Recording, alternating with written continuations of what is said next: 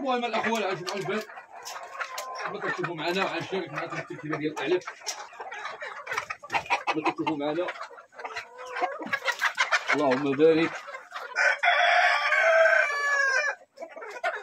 ضرب تحت.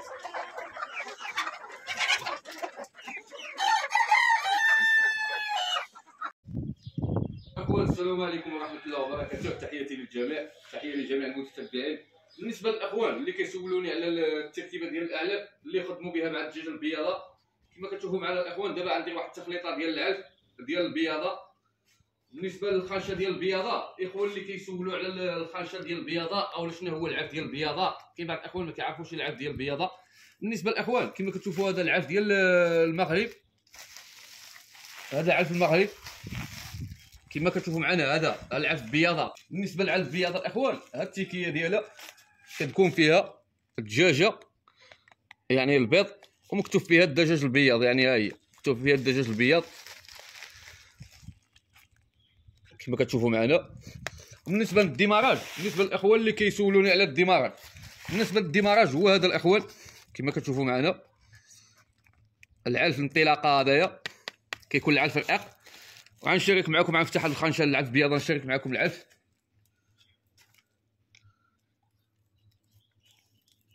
واللي بغى اللي كيجي يفتح الخنشه وكيحير معها، بالنسبه للطريقه الفتح ديال الخنشه الاخوان سهله كما كتشوفوا معنا.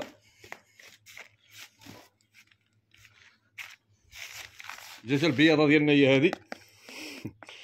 هذا العلف ديال البياضه الاخوان، ها هو فين هو كيكون فيها التكيه هذه. وبالنسبه للعلف وهذا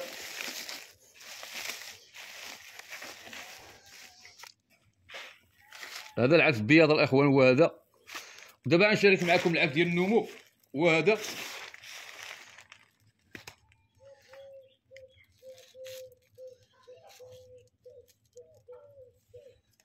كيكون فيها العلف ديال النمو،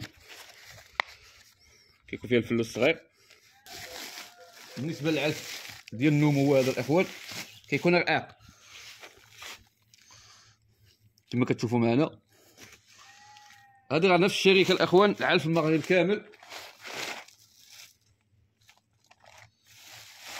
دابا غنشارك معكم الكرواسون. وبالنسبه للاخوان هذه الخنشه هذه كما كتشوفوا معنا، هذا الكرواسون الاخوان، هذا العلف ديال التسمين، هذا العلف ديال التسمين كيكون مكتوب فيه الدجاج اللاحد كما كتشوفوا معنا. الاخوان هو هذا التيكيه ديالو كما قلت لكم. وبالنسبه للعلف هو هذا كما كتشوفوا معنا، كيكون العلف غليظ. المهم الاخوان الكرواسون هو هذا العلف ديال الديماراج، هذا العلف ديال النمو، وهذا العلف ديال البياضه. وبالنسبه عندي واحد التركيبه ديال العلف. بالنسبه للعلف ديال التسمين ما عنديش التخليط منه، لان عندي واحد التخليطه للدجاج البياضه، غنخلط من العلف ديال الديماراج وغنخلط من العلف ديال البياضه وغنخلط من الشعير والزراعه الاخوان.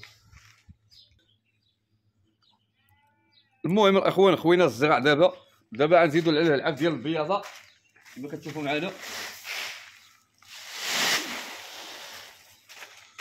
هذا العلف ديال المهم الاخوان خوينا العلف ديال البياضه كما كتشوفوا معنا. خوينا الشعير وفرينه، باقي غنزيد شي حاجه للشعير.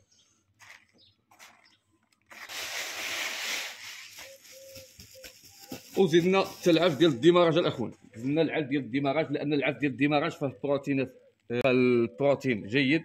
بالنسبه للعلف ديال النمو، العلف ديال الديماراج الاخوان حتى واحد ما تعطيش العلف ديال التسمين من الدجاجه البياضه، اعطي العلف ديال الديماراج على الخلط شويه مع العلف ديال البياضه باش كتكمل التركيبه. وبالنسبه للمساند الرسمي من هاد الاعلاف الاخوان، هاد التركيبه هذه هي الحلبه. ضروري غنزيدوا الحلبه في التركيبه ديال العلف كما كتشوفوا معنا. كتزيد واحد النسبه ماشي كبيره بزاف.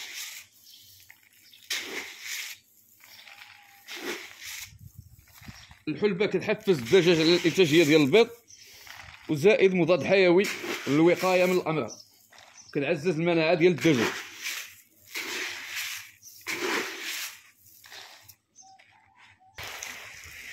بالنسبه للعنصر الاخر الاخوان هو الشعير اللي غنزيدوه دابا.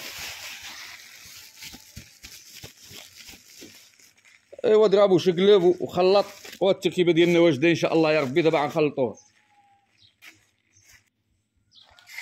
المهم كنقبضوا على العناصر الاخوان كاملين وكنخلطوهم، كنديروا واحد التخليطه، ما نعطيو باش مابقاوش يكون نهزو شويه من هنا وشويه من هنا، كنخلطوا واحد التخليطه وكنعطيو. هذه التركيبه اللي كنخدم بها الاخوان.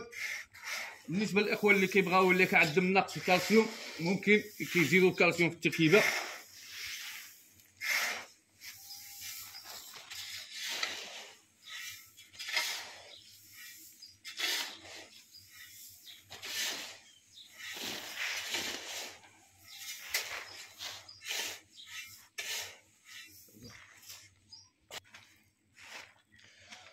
المهم الاخوان التركيبه ديالنا هي هذه: العلف ديال البياضه، فرينه، الشعير، العلف ديال الديماراج، والعنصر الاساسي هي الحلبه الاخوان. انا الحلبه كنخدم بها بشكل دائم مع الاعلاف، كنعطي واحد النسبه تقريبا كيلوغرام في القنطار ديال العلف. المهم الفيديو ديالنا هو هذا الاخوان، وشكرا للجميع وتحياتي للجميع، واللي حتى شي معلومه يخليها لنا في التعليق كنجاوب الجميع، والله يسخر الجميع.